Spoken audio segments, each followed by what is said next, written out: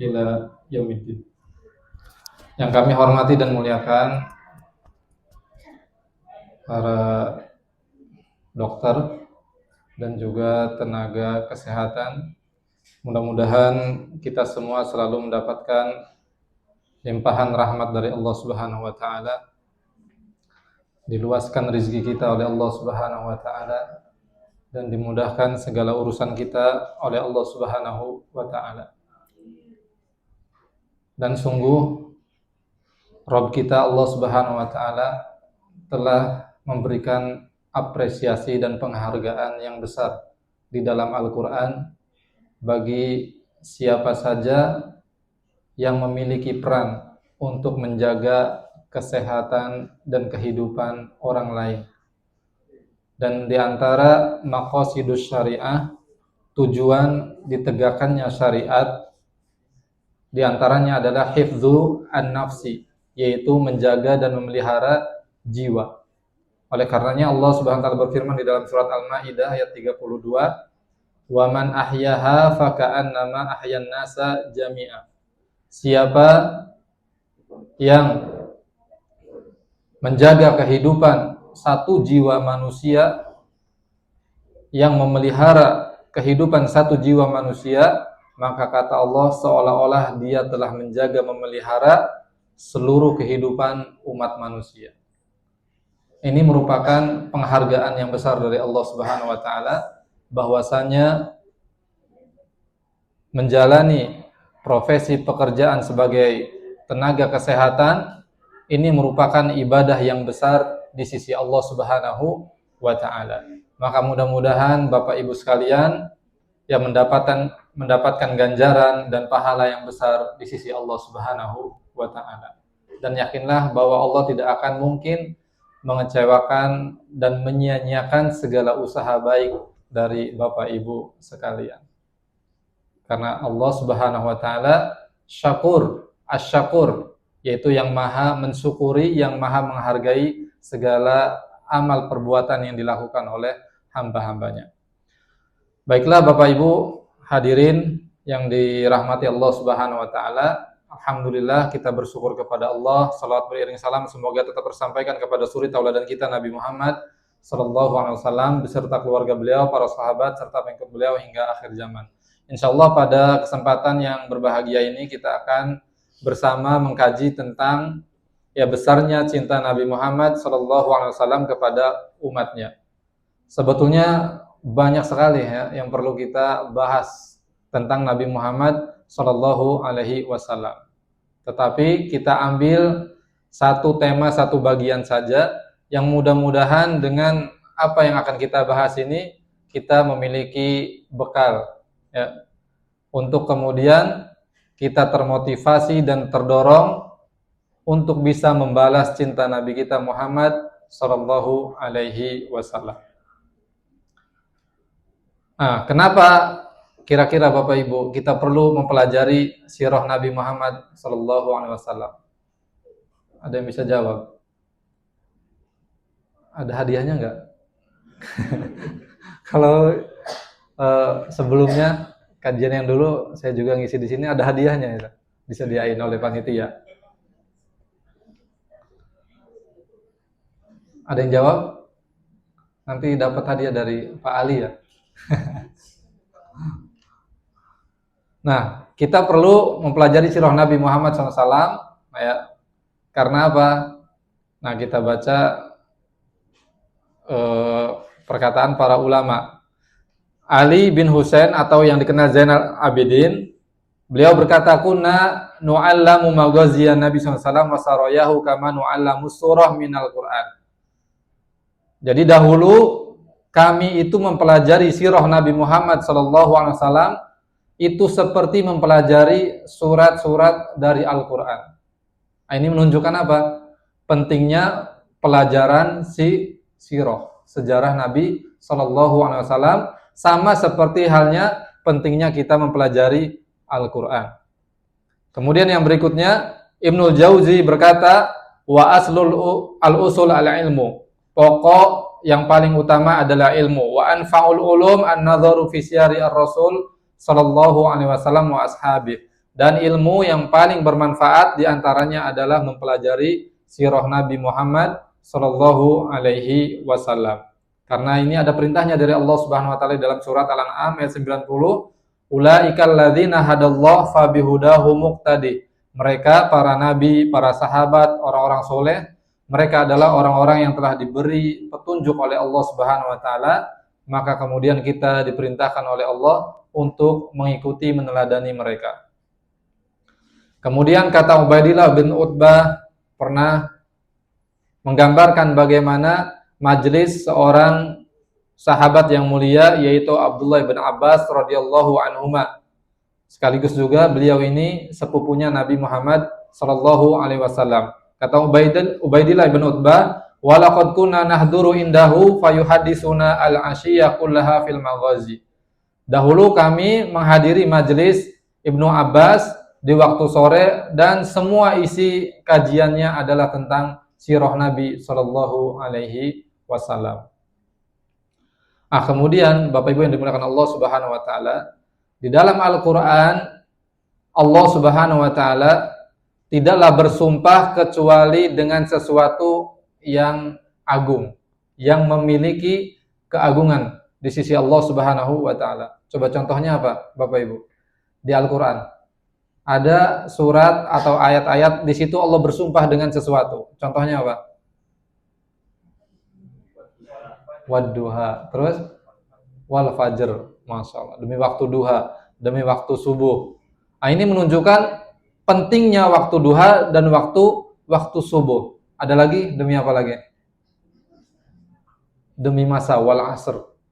Ini menunjukkan pentingnya waktu. Jadi ketika Allah bersumpah dengan sesuatu, berarti sesuatu ini memiliki rahasia yang begitu istimewa, sangat penting, yang mana kita perlu mencurahkan perhatian kepadanya. Nah, diantaranya adalah di dalam Al-Quran surat Al-Hijr ayat 72, Allah bersumpah dengan umur Nabi Muhammad Sallallahu Alaihi Wasallam, atau bersumpah dengan kehidupan Nabi Muhammad Sallallahu Alaihi Wasallam. Al-Hijr ayat 72, la amruka innahum lafi sakratihim ya'mahun. Demi umurmu wahai Muhammad, atau demi hidupmu wahai Muhammad, sesungguhnya mereka terombang-ambing dalam kesesatan. Ibnu Katsir menafsirkan ayat ini, aqsama ta'ala bihayati nabihi. Allah Subhanahu wa taala bersumpah dengan kehidupan nabinya, yaitu Nabi Muhammad sallallahu alaihi wasallam, wa fi hadza tasrifun 'azimun wa maqamun rafi'un wa jahun 'arid. Maka ini menunjukkan kemuliaan yang agung dan kedudukan yang begitu istimewa dari seorang Nabi kita Muhammad Sallallahu Alaihi Wasallam. Sampai-sampai Allah bersumpah dengan umur Nabi Muhammad, Allah bersumpah dengan kehidupan Nabi Muhammad Sallallahu Alaihi Wasallam. Yang ini menunjukkan bahwasannya kehidupan Nabi Muhammad Sallallahu Alaihi Wasallam dari semenjak lahir sampai wafatnya ini sangat penting untuk dipelajari dan diambil faedahnya oleh semua umat manusia, khususnya adalah kita sebagai umat Islam. Nah, kemudian Bapak Ibu yang dimuliakan Allah Subhanahu wa taala, kita masuk kepada cinta Nabi Muhammad sallallahu alaihi wasallam kepada umatnya. Yang pertama, kasih sayang Nabi kita Muhammad sallallahu alaihi wasallam itu sangat luar biasa. Di dalam Al-Qur'an di surat At-Taubah ayat 128, Allah berfirman menyebutkan tentang sifat Nabi kita Muhammad sallallahu alaihi wasallam. Laqad ja'akum rasulun min anfusikum. Sungguh telah datang kepada kalian seorang rasul dari jenis kalian sendiri. Maksudnya dari kalangan manusia. Coba ada yang tahu hikmahnya? Kenapa rasul dari manusia? Ada yang tahu Bapak Ibu? Tidak dari malaikat atau tidak dari jin? Hah? Tidak tahu. Kalau Rasul dari malaikat, dari jin, turun kepada umat manusia, tiba-tiba membacakan ayat Al-Quran, sedangkan tidak terlihat wujudnya, kira-kira gimana kita? Langsung lari, kabur. Angker, serang. Suara siapa nih? Tiba-tiba menyampaikan Al-Quran. Nah, diantaranya adalah hikmahnya, Allah Subhanahu wa taala mengutus seorang Rasul dari kalangan kita sendiri manusia, agar kita mudah untuk menirunya, meneladaninya. Karena Nabi kita Muhammad SAW, beliau memang seorang Rasul, seorang Nabi, tetapi juga hidupnya itu selayaknya manusia biasa, makan, minum, ya, berjalan dan seterusnya. Sehingga kita mudah untuk meniru gaya hidup Nabi Muhammad Shallallahu Alaihi Wasallam. Dan Nabi itu contoh yang komplit. Siapa yang menjadi pemimpin ada di Nabi contohnya. Siapa yang menjadi suami ada di Nabi contohnya. Siapa yang menjadi ayah ada di Nabi contohnya. Dan seterusnya. Kata Allah apa? Azizun alaihi ma'anitum harisun alaikum bil mu'minina raufur rahim. Ini sifat Nabi Shallallahu Alaihi Wasallam yang disebutkan oleh Allah, bahwasanya sangat terasa berat penderitaan yang kalian alami. Jadi Nabi itu tidak mau kalau ada umatnya yang menderita. Kalau ada umatnya yang menderita, Nabi lebih menderita. Ini adalah karakter seorang pemimpin. Kira-kira ada nggak pemimpin zaman sekarang yang seperti itu? Yang ikut merasakan penderitaan bangsanya atau rakyatnya. Nah, ini dicontohkan oleh Nabi Shallallahu Alaihi Wasallam.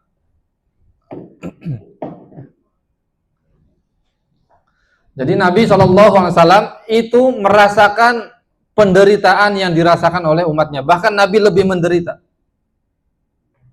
Ya. Kemudian kata Allah SWT yang kedua, Nabi itu sangat menginginkan keselamatan dan keimanan untuk umat manusia. Kemudian Nabi SAW itu seorang penyantun dan seorang penyayang. Nah, kita akan baca beberapa riwayat hadis yang menguatkan sifat Nabi SAW yang disebutkan oleh Allah di dalam Al-Quran ini. Nah, yang pertama, hadis sahih riwayat Imam Bukhari tentang Nabi SAW itu sangat mementingkan kebutuhan umatnya daripada kebutuhan pribadi. Sehingga tidak ada di zaman Nabi itu petinggi-petinggi negara itu memiliki apa? Memiliki apa Bapak Ibu? Fasilitas, tunjangan, tidak ada. Nabi tidak memiliki tunjangan apa-apa. Ini kita lihat. Uqbah bin Haris mengisahkan, "Sholaitu wara'an Nabi SAW bil Madinah al-Asra." Saya pernah sholat asar di belakang Nabi SAW waktu di Madinah. Fasallama sumaqama musri'an. Kemudian selesai salam, Nabi langsung berdiri. Kemudian fatakhatta riqaban nas ila ba'di hujari nisaihi.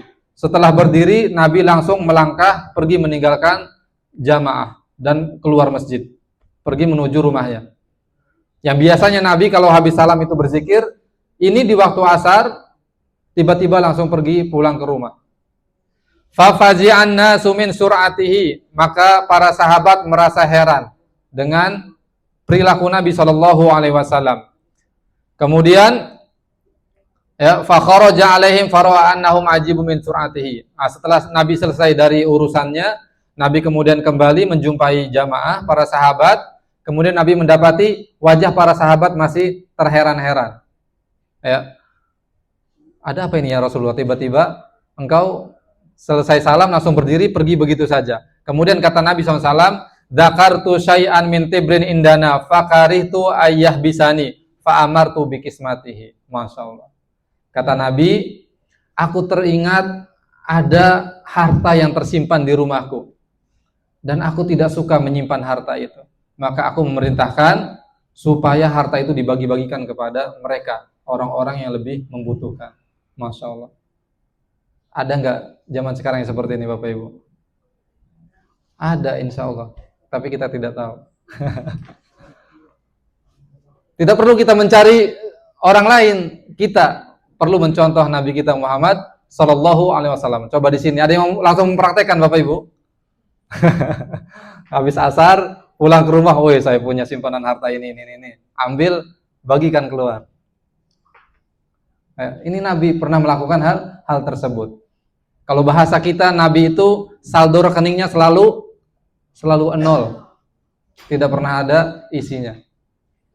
Nah, jadi kalau misalkan sekarang Bapak Ibu yang tadi disampaikan oleh Pak dokter ya, banyak beban katanya. Mungkin rekeningnya lagi limit. Ini Nabi bukan limit lagi, nol. Subhanallah. Berarti mengikuti jejak Nabi Shallallahu Alaihi Wasallam.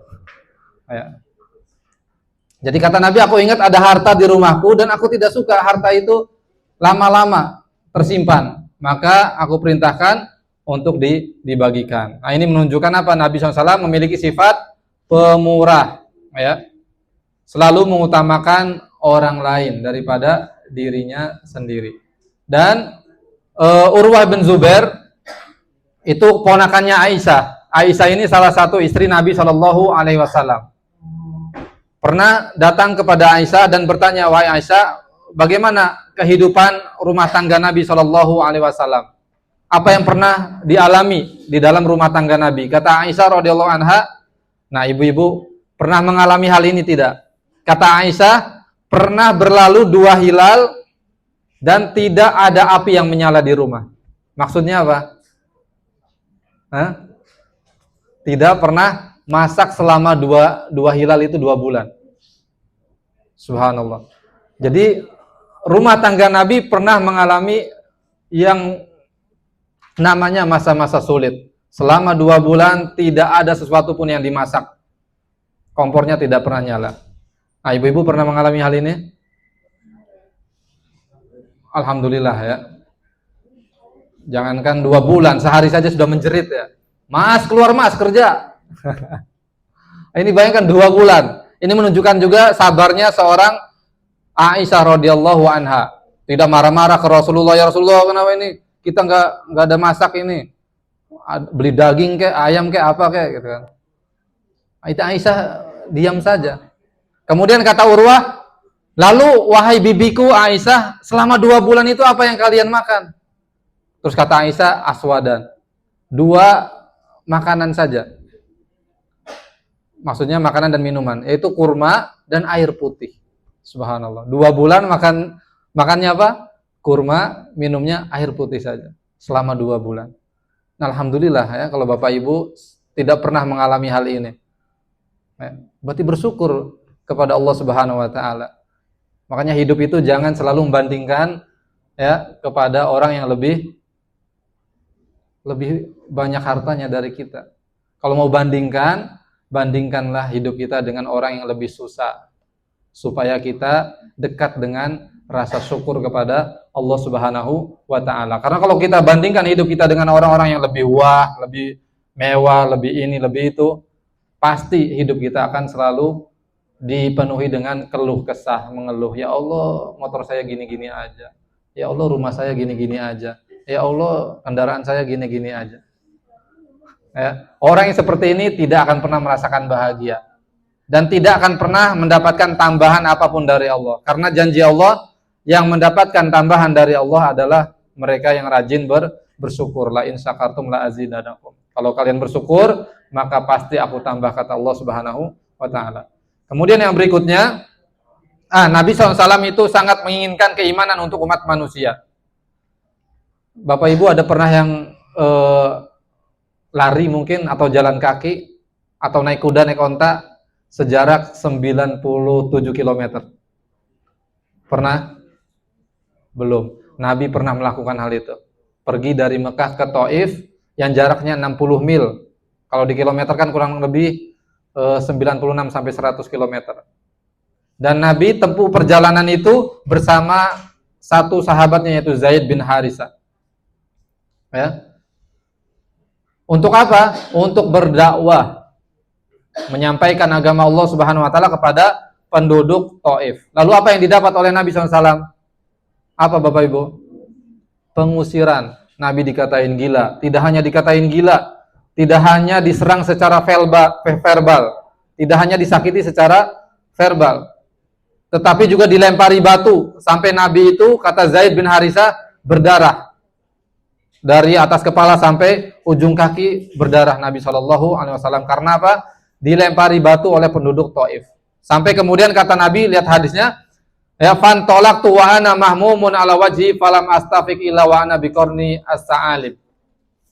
Saking sedihnya Nabi SAW dan begitu pilunya mendapatkan perlakuan dari penduduk Taif, ketika keluar dari Taif, Nabi SAW itu sampai menunduk karena begitu sedih yang luar biasa. Jalannya sampai tidak melihat ke depan, jadi melihatnya ke bawah.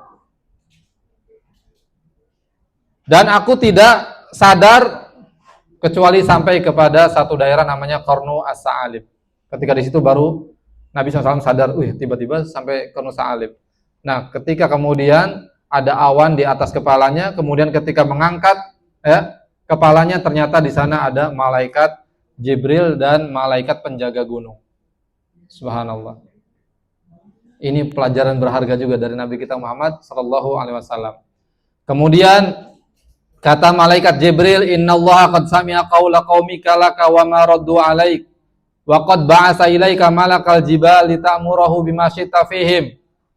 Sesungguhnya Allah telah mendengar apa yang telah diucapkan oleh penduduk Taif kepadamu dan bagaimana perlakuan mereka kepadamu, dan ini Allah mengutus malaikat penjaga gunung dan terserah engkau perintahkan untuk apa saja. Kemudian malaikat gunung berkata kepada Nabi Muhammad SAW, "Ya Muhammad, in syi'ta an utbika alaihim al-akhbasain." Kalau engkau mau, aku timpakan 2 gunung besar ini kepada penduduk Taif. Kalau kita gimana, Bu? Ada Bapak Ibu di posisi Nabi Muhammad. Nah, kita nih ada yang nyakitin, kemudian ada kesempatan untuk balas dendam. Kira-kira gimana? Hah? Langsung kita manfaatin kan?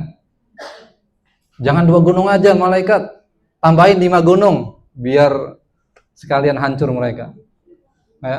Musnahkan saja mereka. Tapi Nabi tidak seperti itu. Ada kesempatan untuk balas dendam, tapi ternyata Nabi SAW tidak memanfaatkan hal tersebut. Bayangkan ditawari oleh malaikat penjaga gunung, "Wahai Muhammad, kalau engkau mau, aku timpakan 2 gunung besar ini kepada penduduk Taif. Mereka binasa rata." Tapi Nabi Muhammad SAW berkata, "Bal arju ayyukhrijallahu min aslabihim may ya'budullahu wahdah la yusyriku bihi syai'an." Tidak. Justru aku berharap mudah-mudahan Allah mengeluarkan dari tulang sulbi mereka anak keturunan yang hanya beribadah kepada Allah Subhanahu wa taala, tidak menyekutukan Allah dengan sesuatu apapun. Masya Allah. Ini luar biasa. Bukti betapa besarnya cinta Nabi Muhammad SAW kepada umatnya. Jadi Nabi itu bukan seorang pendendam. Maka ini juga perlu kita contoh dan teladani. Kalau kita ada yang memusuhi, ada yang menzalimi, mengkasari dan seterusnya, menyakiti kita, maka kita doakan kebaikan untuknya. Dan kita maafkan.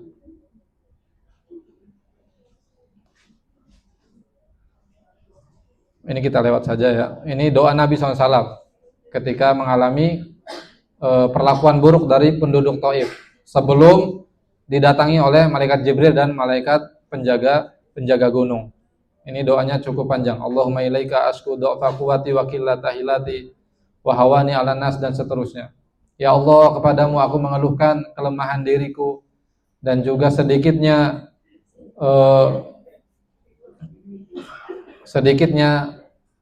caraku atau kecerdasanku di dalam berdakwah, dan juga rendahnya diriku di hadapan manusia. Jadi Nabi SAW mengeluhkan kekurangannya kepada Allah Subhanahu wa taala dan seterusnya ya. Kemudian yang berikutnya, Bapak Ibu yang dimuliakan Allah Subhanahu wa taala, Nabi itu selalu mendoakan dan memikirkan umatnya. Masya Allah. Ini hadisnya adalah tentang Aisyah radhiyallahu anha. Coba di sini semuanya sudah berpasangan ya? Bapak Ibu, ada yang belum? Mudah-mudahan segera dipertemukan jodohnya ya. Wih, banyak yang amin, berarti banyak yang jomblo ini. Banyak yang jomblo berarti. Waduh. Bahaya ini, di zaman sekarang masih sendiri.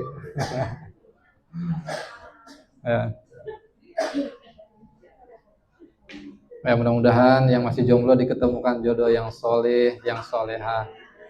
Amin. Nah, Aisyah ya, suatu hari itu pernah kepalanya itu diletakkan di pangkuan Nabi Shallallahu Alaihi Wasallam.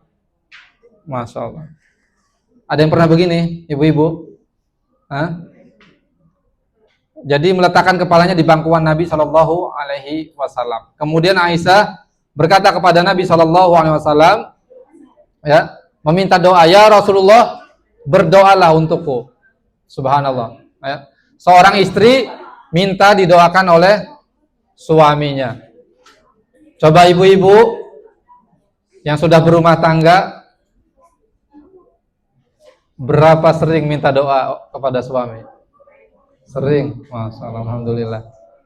Kalau yang belum ada suaminya, jangan minta doa ke suami orang lain ya. Ke orang tua. Minta doa ke orang tua kalau belum punya suami. Ya. Nah, Aisyah pernah minta doa kepada Rasulullah SAW. Ya Rasulullah, berdoalah untukku. Kemudian Rasulullah SAW langsung berdoa. Ini doanya. Allahumma gfir li Aisyah ma taqaddama min dzambiha wa ma ta'akhkhar. Ma asarrat wa ma a'lanat. Ya Allah, ampunilah Aisyah, ya, dosa-dosanya yang telah lalu, yang akan datang, baik dosa yang tersembunyi maupun yang terang-terangan. Kemudian Aisyah radhiyallahu anha sangat senang dan gembira ketika mendapatkan doa dari Rasulullah sallallahu alaihi wasallam. Karena doa Rasulullah itu pasti diijabah oleh Allah Subhanahu wa taala. Saking senangnya Aisyah jatuh ya. Saking senangnya, saking gembiranya. Kemudian kata Rasulullah SAW, ayasurruki du'ai. Apakah engkau senang, bahagia dengan doa yang telah aku panjatkan tadi? Kata Aisyah radhiyallahu anha, ya tentu aku senang. Ya, siapa yang tidak senang mendapatkan doa dari Rasulullah SAW? Lalu perhatikan kata Nabi SAW, wallahi innaha la du'ai li ummati fi kulli shalah. Demi Allah, itu juga doa yang selalu aku panjatkan untuk umatku di setiap sholat. Subhanallah. Jadi di setiap sholat Nabi Muhammad SAW tidak pernah lupa untuk berdoa kepada Allah Subhanahu Wa Taala, memohonkan ampun untuk umatnya. Subhanallah. Ini menunjukkan besarnya cinta Nabi SAW kepada umatnya. Jadi setiap sholat yang dikerjakan oleh Nabi SAW, di sana Nabi ya, menyelipkan permohonan ampun di hadapan Allah Subhanahu wa taala untuk umat beliau sallallahu alaihi wasallam. Dan juga di dalam hadis ya, Abu Dzar radhiyallahu anhu itu pernah menceritakan bahwasanya Nabi itu pernah sholat malam ya, dari awal sholat sampai selesai yang dibaca cuma satu ayat saja. Di surat Al-Maidah ya, di ayat terakhir surat Al-Maidah. Ayatnya adalah in tu'adzibhum fa innahum ibaduk wa in taghfir lahum fa innaka antal azizul hakim. Nabi selalu mengulang-ulang ayat ini di dalam salatnya. Jadi tidak diganti dengan surat yang lain. In tu'adzibhum fa innahum ibaduk, jika engkau mengazab mereka maka sesungguhnya mereka adalah hamba-hambamu. Wa in taghfir lahum, dan jika engkau mengampuni mereka fa innaka antal azizul hakim, maka sesungguhnya engkau maha perkasa lagi maha bijaksana. Dan Nabi SAW terus membaca ayat ini. Kata Abu Dzar, ya Rasulullah mazil tataqra hadhil ayat asbahta. Ya Rasulullah, engkau terus menerus membaca ayat ini sampai datang waktu pagi, waktu subuh. Kemudian kata Rasulullah SAW, inni sa'altu Rabbi azza wa jalla asyafa'a li ummati. Sesungguhnya aku memohon kepada Allah agar aku diberikan izin untuk memberi syafaat untuk umatku. Fa'atoniha, kemudian aku diberikan syafaat tersebut. Masya Allah. Jadi Nabi SAW melakukan hal tersebut agar mendapatkan izin dari Allah Subhanahu Wa Taala, agar nanti Nabi SAW bisa memberikan syafaat untuk umatnya. Dan juga dalam riwayat yang lain, farofa yadaihi, ketika selesai sholat Nabi SAW itu mengangkat kedua tangannya kemudian berdoa Allahumma ummati fabaka. Jadi doanya Allahumma ummati, ya Allah umatku, ya Allah umatku. Sampai Nabi SAW itu menangis. Subhanallah. Jadi yang Nabi pikirkan itu adalah umatnya. Ini contoh pemimpin, penguasa yang luar biasa, yang selalu memikirkan umatnya. rakyatnya, bangsanya. Bahkan di dalam doa tidak pernah lepas untuk terus mendoakan. Kemudian Allah Subhanahu wa taala memerintahkan kepada Jibril, "Ya Jibril, idhab ila Muhammad. Faqul inna sanurdika fi ummatika wala nasuuka." Kemudian kata Allah, "Wahai Jibril, pergilah engkau ke Muhammad dan sampaikan kepada Muhammad bahwasanya Allah tidak akan mengecewakan Nabi Muhammad sallallahu alaihi wasallam dan Allah akan membuat Nabi Muhammad itu ridho terhadap umatnya." Masya Allah. Nah, di dalam surat Ad-Duha, wala saufa yu'tika rabbuka fatardo. Sungguh Allah akan memberikan engkau karunia sehingga engkau merasa ridho, merasa puas. Di antara nikmat karunia yang Allah berikan kepada Nabi Muhammad sehingga Nabi Muhammad merasa ridho dan puas adalah kata Nabi SAW, idzan la ardo wa wahid min ummati finnar. Kata Nabi, aku tidak merasa ridho dan puas kalau sampai ada satu saja dari umatku yang masuk neraka. Masya Allah. Artinya, insya Allah setiap umat Nabi Muhammad akan masuk ke dalam surga. Maka mudah-mudahan kita semua termasuk ke dalam umat Nabi Muhammad SAW yang masuk ke dalam surga. Tetapi dalam riwayat yang lain disebutkan ada yang mampir kemana Bapak Ibu? Ke neraka dulu. Sehari mau.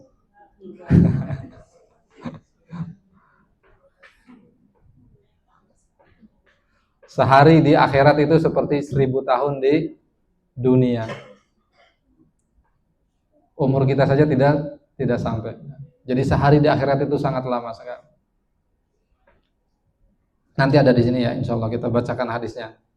Nah, kemudian yang ketiga, Nabi SAW itu menyimpan doa untuk umatnya di hari kiamat. Kata Nabi SAW, "Likulli nabiyyin da'watun mustajabayat ubiha wa uridu an akhtabi da'wati syafa'atan li ummati fil akhirah."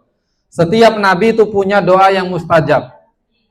Kata Nabi SAW, dan aku menyimpan satu doa yang mustajab untuk umatku. Nanti aku akan panjatkan doa itu di hari kiamat. Yaitu Nabi SAW akan memintakan syafaat, akan memohon kepada Allah agar diberikan izin untuk memberi syafaat kepada umatnya. Nah, ini hadisnya cukup panjang ya, kita ringkas saja. Bahwasanya nanti di hari kiamat, di akhirat, semua manusia itu berkumpul dan semuanya mencari suaka, pertolongan. Ya. Datang kepada Nabi Adam tidak bisa. Pergi kalian ke Nuh, pergi ke Nabi Nuh tidak bisa. Pergi kalian ke Ibrahim, pergi ke Nabi Ibrahim tidak bisa. Pergi ke Musa, Nabi Musa tidak bisa. Pergi ke Isa, pergi ke Nabi Isa tidak bisa. Pergi ke Muhammad, kemudian semua kita manusia pergi kepada Nabi Muhammad sallallahu alaihi wasallam. Kemudian kata Nabi, fa ahmaduhu ya bitilkal mahamid tsumma akhiru lahu sajidan. Nabi SAW kemudian menghadap Allah Subhanahu wa taala dengan memuji Allah Subhanahu wa taala dengan pujian-pujian yang banyak. Kemudian Nabi SAW juga bersungkur sujud di hadapan Allah Subhanahu wa taala. Terus seperti itu begitu lama sampai kemudian Allah Subhanahu wa taala berfirman kepada Nabi Muhammad, "Ya Muhammad, irfa' ra'saka wa qul yusma'laka wasal tu'ta wasfa'tu syafa." Wahai Muhammad, angkatlah kepalamu. Mintalah sesuatu engkau didengar. Mintalah sesuatu engkau akan diberikan.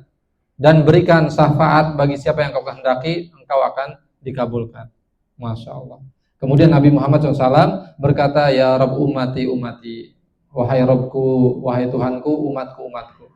Maka banyak di antara umat Nabi Muhammad yang kemudian dimasukkan ke dalam surga. Bahkan dalam satu riwayat disebutkan ada di antara umat Nabi Muhammad yang masuk surga secara langsung tanpa hisab, tanpa azab.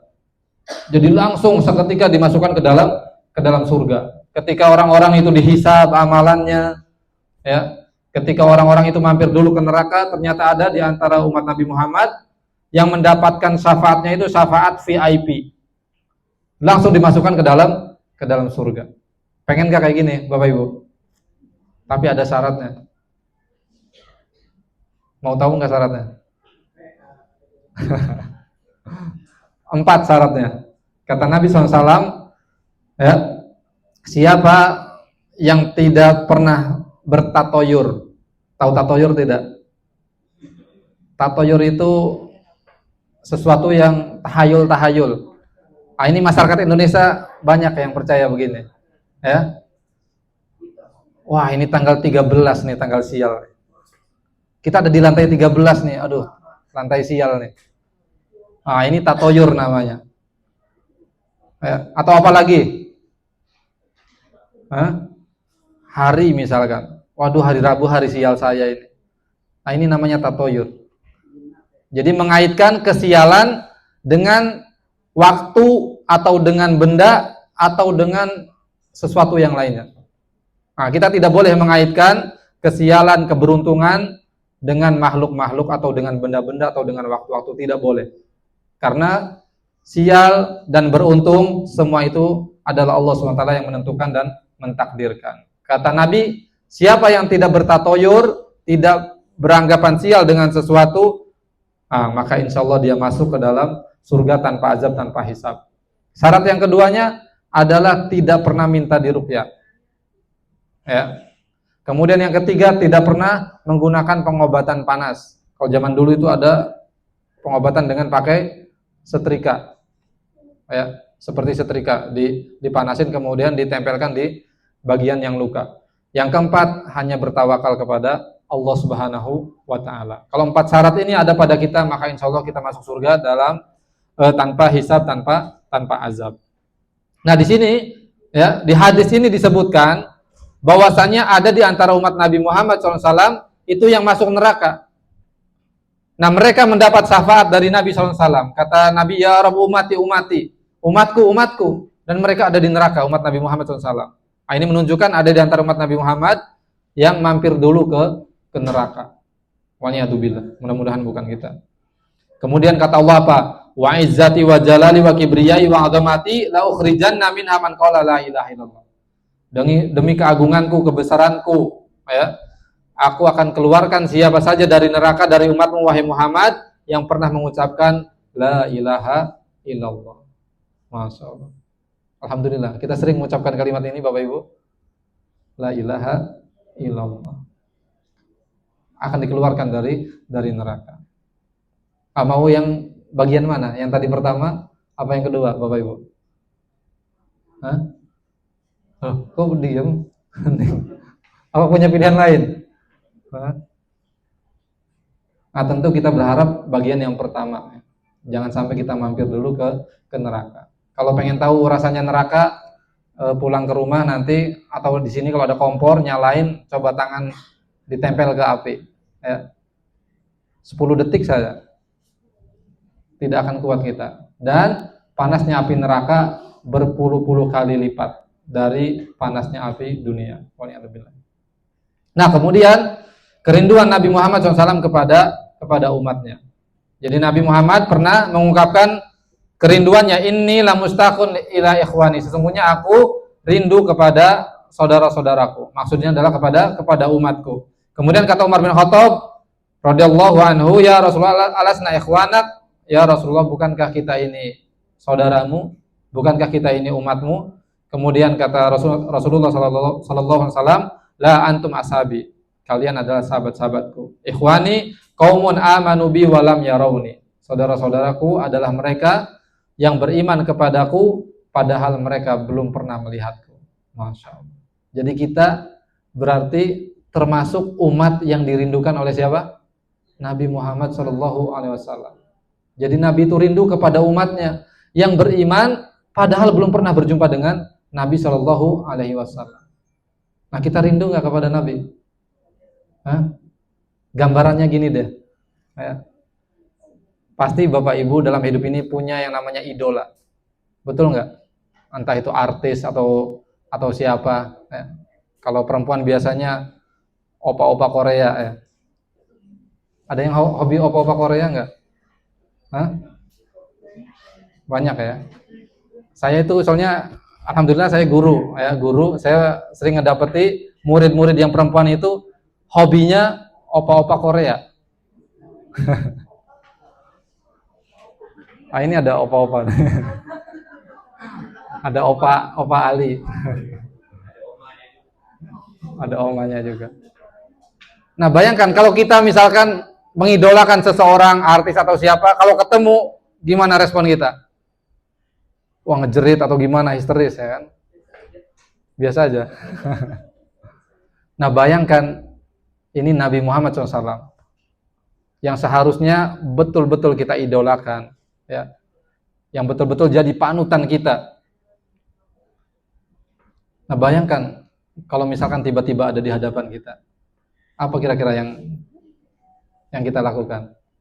Hah? Tapi ada yang melakukan eksperimen ya. Di Indonesia juga ada yang pernah. Jadi mewawancarai orang-orang, coba Anda bayangkan kalau tiba-tiba ada di hadapan Anda Rasulullah, apa yang ingin Anda katakan? Di video itu, sosial eksperimen itu, banyak yang menangis. Ada yang mengatakan, wah aku tidak tahu, aku nggak sanggup mau ngucapin apa. Terus ada yang jawabannya, wah kayaknya kalau ada di hadapanku aku langsung sembunyi, kabur. Aku pasti malu berjumpa dengan Nabi Muhammad Sallallahu Alaihi Wasallam. Subhanallah, macam-macam jawabannya. Mungkin kita juga di sini Bapak Ibu punya jawaban sendiri. Kalau bayangkan ada Rasulullah tiba-tiba ada di hadapan kita, aduh mau ngomong apa? Atau mau bersikap bagaimana?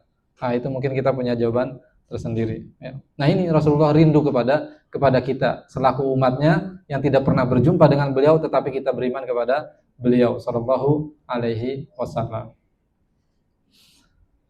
Nah dalam riwayat yang lain juga ya, disebutkan Nabi pernah mengungkapkan hal yang sama, yaitu rindu kepada umatnya.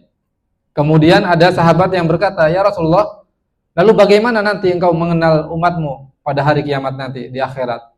Kata Nabi SAW, nanti umat Nabi Muhammad itu fa'innahum yatuna gurran muhajjalin minal wudu. Jadi nanti Nabi mengenal umat beliau di akhirat adalah ada tanda bekas wudu di wajah dan anggota tubuhnya. Jadi bercahaya. Masya Allah. Ya. Nah kalau kita yang sering menjaga wudu, ya, sering wudu, maka insya Allah akan dikenali oleh Nabi Muhammad. Jadi siapa yang pengen dikenali oleh Nabi Muhammad nanti di akhirat, maka selalu jaga wudunya. Jadi wudu itu bukan hanya untuk sholat saja, tapi setiap waktu disunahkan, dianjurkan kita itu selalu menjaga wudu. Ya, apalagi tenaga kesehatan, Masya Allah. Setiap waktunya kan ibadah insya Allah. Setiap detik, menitnya. Maka ibadah itu disempurnakan dengan kita menjaga wudu kita. Supaya kita tetap dalam keadaan bersih dan suci. Nah, kata Nabi, mereka akan datang dalam keadaan bercahaya karena bekas wudu mereka. Wa ana faratuhum 'alal haud, dan aku menunggu mereka di telaga. Subhanallah, telaga Kausar. Jadi Nabi SAW itu sudah menanti kita, Bapak Ibu yang dimuliakan Allah SWT, di akhirat nanti, di telaganya. Jadi Nabi menanti, menunggu. Tapi kemudian ada sekelompok manusia yang kemudian ditahan, tidak bisa mendekati Nabi Shallallahu Alaihi Wasallam. Ya. Nabi berkata, halumma, ayo kemari kalian. Tapi mereka tertahan, tidak bisa mendekat kepada Nabi SAW. Kemudian dikatakan kepada Nabi Muhammad, innahum qad badalu ba'daka. Sesungguhnya mereka telah berbuat ya, sesuatu yang menyelisihi tuntunanmu ketika di dunia. Nah itu yang kemudian membuat mereka terhalangi tidak bisa mendekat Nabi SAW nanti di akhirat. Waliyadzubillah. Maka Bapak Ibu yang dimuliakan Allah Subhanahu Wa Taala, jangan sampai kita dalam hidup ini menyelisihi ya tuntunan dan ajaran dari Nabi kita Muhammad Sallallahu Alaihi Wasallam. Karena nanti di keadaan di mana kita sangat butuh kepada pertolongan, ya syafaat dari Nabi Muhammad SAW, tapi ternyata kita tertahan tidak bisa mendapatkan syafaat dari Nabi Muhammad. Jangankan syafaat, mendekat kepada Nabi Muhammad saja kita tidak bisa terhalang. Karena apa? Karena ternyata kita selama hidup sering menyelisihi tuntunan dan ajaran Nabi Sallallahu Alaihi Wasallam.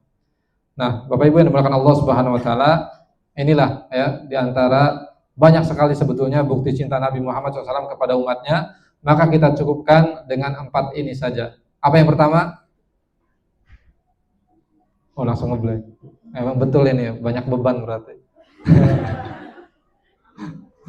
Tapi ini jangan jadikan beban ya materi ini, tapi mudah-mudahan bisa merefresh dan bisa menjadi semangat kita ya. Nah, bentuk cinta kepada Nabi juga kita menjadi umat beliau yang bermanfaat. Nah, ini manfaatnya besar ya, memelihara dan menjaga kesehatan umat manusia. Apa yang pertama? Masih ngeblank. Bebannya betul-betul ini berarti. Apa bukti cinta Nabi yang pertama? Hah? Hah? Kasih sayang Nabi yang luar biasa ya. Yang ikut merasakan penderitaan umatnya. Kemudian yang kedua apa? Hah? Kenapa? Ya, doa ya. Nabi SAW selalu mendoakan umatnya. Kemudian yang ketiga, syafaat. Kemudian yang keempat, kerinduan Nabi kepada umatnya. Nah, maka tidak heran kemudian Allah menyebutkan di dalam Al-Quran surat Al-Imran ayat 164 bahwasanya kehadiran Nabi itu adalah anugerah khususnya bagi kita orang-orang yang beriman. Laqad manallahu 'alal mu'minin id ba'atsa fihim rasulan. Sungguh Allah telah mengaruniakan anugerah yang besar, karunia yang besar kepada orang-orang yang beriman ketika mengutus kepada mereka seorang rasul, yaitu Nabi Muhammad sallallahu alaihi wasallam. Kalau kita merasa hidup kita enggak ada atau biasa-biasa saja, maka ingat bahwa pernah diutus seorang rasul ya di kehidupan kita, yaitu Nabi Muhammad SAW, maka itu adalah anugerah dan karunia yang besar. Apalagi sampai kita mengenal Nabi Muhammad, kemudian kita mengikuti dan meneladani beliau, maka itu tentu karunia yang lebih besar lagi. Dan juga Allah SWT berfirman dalam surat Al-Anbiya ayat 107, wa ma arsalnaka illa rahmatal lil alamin. Tidaklah kami mengutus engkau wahai Muhammad melainkan sebagai rahmat bagi seluruh alam. Masya Allah. Bayangkan seorang manusia disebut sebagai rahmat bagi alam semesta. Bayangkan betapa luar biasanya kehidupan Nabi Shallallahu Alaihi Wasallam. Kalau kita kan mungkin kehidupan kita rahmat untuk orang-orang yang di sekitar kita saja. Ya kan? Kalau ibu mungkin hanya menjadi rahmat bagi anak-anaknya, ya suaminya, atau bapak-bapak bagi istrinya, anak-anaknya. Tapi ini Nabi Muhammad rahmat bagi seluruh alam semesta. Masya Allah. Ini kehadirannya berarti sungguh sangat luar biasa. Nah, kemudian yang terakhir, nah Allah Subhanahu Wa Taala memerintahkan agar kita meneladani Nabi Muhammad Sallallahu Alaihi Wasallam. Laqad kana lakum fi Rasulillah uswatun hasanah liman kana yarjullaha wal yaumal akhir wa dzakarallaha katsira. Sungguh telah ada bagi kalian pada diri Rasulullah itu suri tauladan yang baik, yaitu bagi yang mengharapkan perjumpaan dengan Allah dan juga mengharapkan kehidupan yang baik di akhirat dan dia banyak mengingat Allah Subhanahu wa taala. Nah, maka dalam hidup tidak perlu kita mencari teladan dan contoh yang lain. Ya, sudah ada contoh dan teladan itu, yaitu Nabi Muhammad sallallahu alaihi wasallam. Ya, termasuk mungkin Bapak Ibu bisa mencontoh meneladani Nabi dalam masalah kesehatan. Ya, mungkin Bapak Ibu pernah ada yang baca, ada bukunya itu Tibun Nabawi. Jadi kedokteran ala Nabi Shallallahu Alaihi Wasallam. Karena Nabi itu semasa hidupnya hampir tidak pernah sakit, hampir tidak pernah sakit. Ini menunjukkan pola hidup Nabi itu sangat-sangat bersih dan sangat-sangat sehat. Nah, itu yang perlu, apalagi tenaga kesehatan perlu membaca tentang pola hidup sehat Nabi Muhammad Shallallahu Alaihi Wasallam. Sakitnya itu di akhir-akhir hidup saja. Itu pun karena apa? Diracun. Jadi ada wanita Yahudi yang menghadiahkan daging kambing ke Nabi. Ternyata daging kambing itu sudah diracun. Nah, itu kemudian yang menyebabkan Nabi SAW sakit. Yang kemudian tidak lama dari itu Nabi wafat, meninggal dunia. Ya. Oke, ini Bapak Ibu yang dimuliakan Allah Subhanahu Wa Taala, apa yang bisa disampaikan pada kesempatan yang mulai ini. Mudah-mudahan bermanfaat bagi kita semua. dan menjadikan kita semakin rindu dan cinta kepada Nabi Muhammad SAW. Tidak hanya itu, kita pun terdorong, termotivasi untuk selalu bisa mencontoh, meneladani dan mengikuti Nabi kita Muhammad SAW di dalam masalah ibadah, akhlak dan yang lainnya. Demikian, barakallahu fikum jami'an. Ini saja, kurang lebihnya mohon maaf. Subhanallah bihamdik, asyhadu an la ilaha illa anta, astaghfiruka wa atubu ilaik. Walhamdulillah wa sallallahu ala nabiyina Muhammad. Wassalamualaikum warahmatullahi wabarakatuh.